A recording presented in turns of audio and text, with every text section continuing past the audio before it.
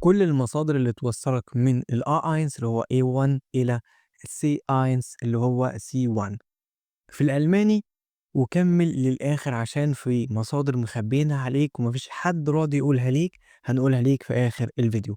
أول حاجة لازم تمشي على كتاب عشان تعرف راسك من رجليك، هارشّح ليك الكتاب اللي معهد جوتا شغّال منّه وهو كتاب نيتسفيك، وهتلاقي من أول الA1 وهتلاقي الA2 والB1.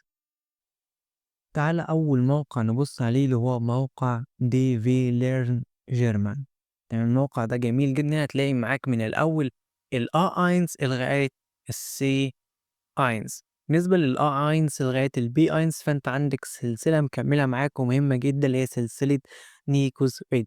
السلسلة دي هتلاقي عليها كل قواعد الجرامر اللي أنت محتاجها للمستوى ذات نفسه، وهتلاقي برضه في الآخر امتحان عشان تشوف هل أنت أنهيت الدورة دي والّا لأ، أو إيه ناقصك أو إيه نقاط ضعفك. الدورة عبارة عن فيديوهات جميلة جدًا، عبارة عن إنك بتتفرّج على مسلسل وأنت بتتفرّج بتتعلّم معاه كلمات، وبتتعلّم جنب الكلمات grammar وبتتعلّم النطق وبتتعلّم حاجات آه، جميلة جدًا، هاسيبك تقدر تتفرّج عليها وتستكشفها.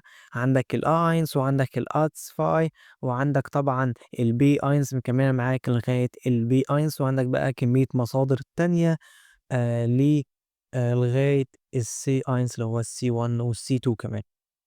تاني موقع عندنا وهو موقع جميل جدًا الليزن اللي هو القراءة.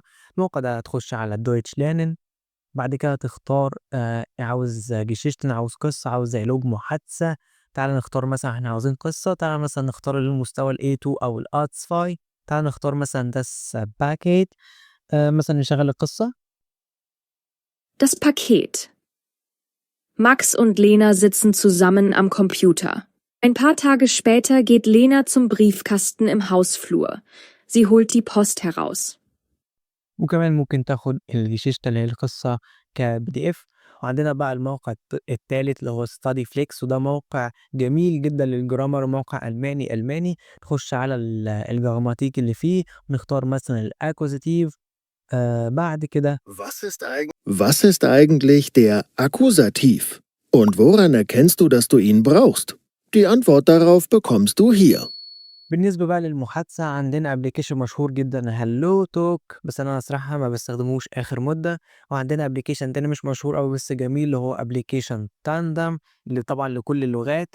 وعندنا application جميل جدًا اللي هو LingB، ده أنا اللي باحب أستخدمه جدًا، وده بتكلم واحد لواحد، تقدر تعمل 10 محادثات في اليوم، كل محادثة حوالي 10 دقايق، فجميل جدًا. أنت غالبًا أصلًا مش هتكمل ال5 محادثات مع شخص، ف مع أشخاص مختلفين، فواحد لواحد، فأنصحك تستخدمه جدًا. طبعًا الحاجات دي كلّها هاسيب لك اللينكات بتاعها، وممكن أسيب لك الكود بتاع الlink بيه، طبعًا ده مش إعلان، بس ممكن أسيب لك الكود بتاعي احتياطي عشان يدّيك مكافأة وشوية مميزات إضافية.